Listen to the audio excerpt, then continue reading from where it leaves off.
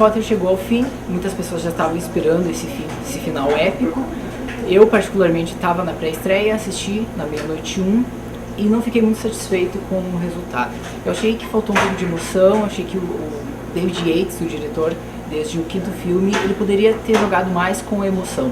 Eu li algumas críticas e algumas diziam que o filme ele era emocionante, que te fazia chorar do início ao fim. Eu particularmente não me emocionei em nenhuma cena.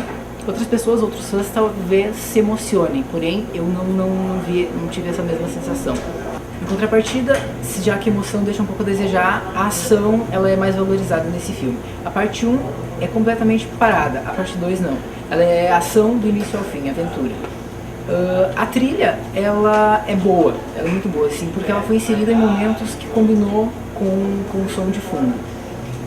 A parte 1 e a parte 2 do Harry Potter e as Relíquias da Morte, eles são os dois longas mais completos, os dois longas mais fiéis aos livros.